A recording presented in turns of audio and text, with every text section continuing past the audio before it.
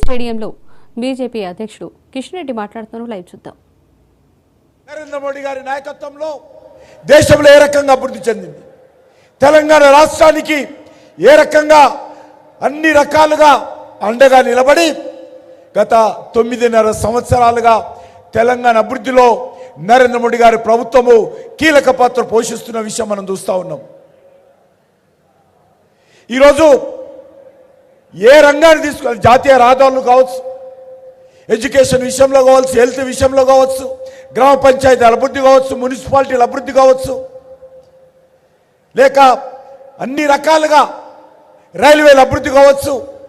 ఈరోజు నరేంద్ర మోడీ గారి ప్రభుత్వము స్వాతంత్రం వచ్చిన తర్వాత నరేంద్ర మోడీ గారు 2014లో ప్రధానమంత్రి అయ్యేంత వరకు ఏ రకంగా అభివృద్ధి జరిగిందో అంతకంటే మించి ఈ 10 సంవత్సరాల్లో కేంద్ర ప్రభుత్వం ద్వారా అన్ని రకాల సహాయ సహకారాలు తెలంగాణ రాష్ట్రానికి ఇవ్వడం జరిగింది.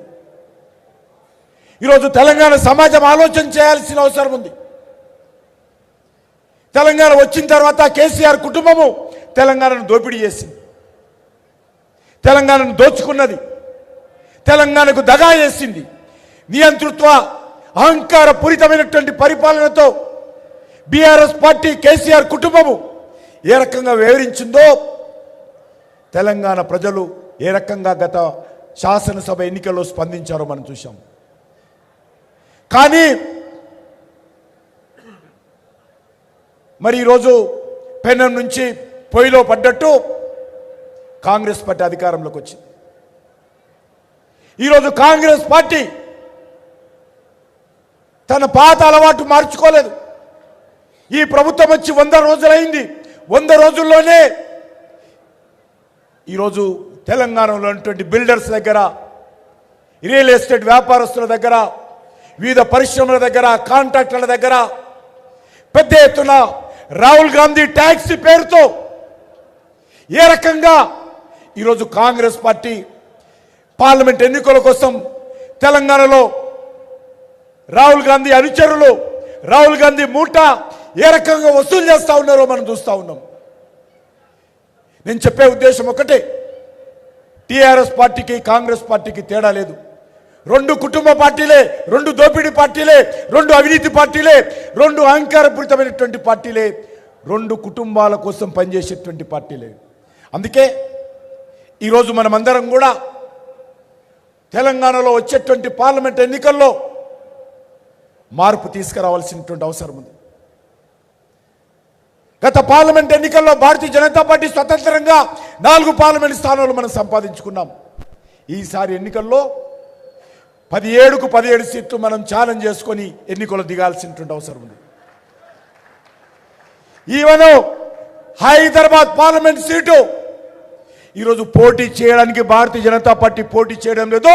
ఈసారి గెలవడం కోసం, అసదుద్దీన్ ఓవైసీని ఓడించడం కోసం ఈరోజు మనం పోటీ చేస్తూ ఉన్నాం. చెమటలు పడుతున్నాయి మజ్లిస్ పార్టీకి. ఈరోజు హైదరాబాద్లో ఉన్నటువంటి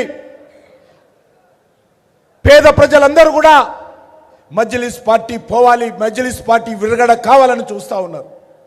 కాబట్టే మనం వీళ్ళందరం కూడా కష్టపడి పనిచేద్దాం. ఈరోజు మనకు తెలుసు, సిటిజన్ అమెండ్మెంట్ యాక్ట్ ఏదైతే ఇంప్లిమెంట్ కాబోతుంది అది ఎవరికి వ్యతిరేకం కాదు, ఏ మతానికి వ్యతిరేకం కాదు. విదేశాలలో మతం మార్చుకోవాలని దౌర్జన్యం చేసి ఒత్తిడి చేస్తే దిక్కుతోచని పరిస్థితుల్లో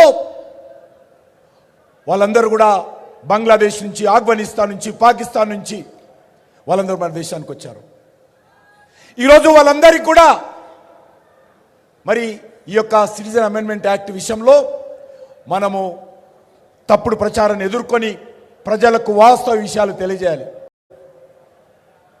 పాకిస్తాన్లో హిందువుల మీద దాడులు జరిగితే, హిందువుల మతం మార్చుకోవాలని ఒత్తిడి చేస్తే వాళ్ళు మరి ధర్మం మీద విశ్వాసంతో మతం మార్చుకోవడం ఇష్టం లేకుండా దౌర్జన్యాలను ఎదుర్కొనే శక్తి లేని కారణంగా వాళ్ళందరూ కూడా భారతదేశం వచ్చారు.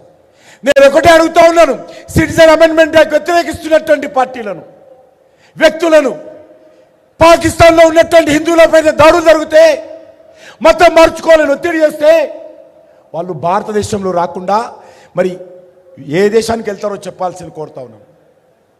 హిందువులకు భారతదేశం రక్షణ కల్పించకపోతే, అండగా నిలబడకపోతే ఎక్కడ పోతారు? వచ్చినటువంటి హిందువులు వాళ్ళకు సమాన హక్కులు కల్పించాల్సినటువంటి బాధ్యత ఈరోజు మన దేశం మీద, మన భారతీయ దేశంలో ఉన్నటువంటి రాజకీయ పార్టీల మీద బాధ్యత లేదా అడుగుతా ఉన్నాను. ఎందుకు వ్యతిరేకిస్తూ ఉన్నారు మీరు?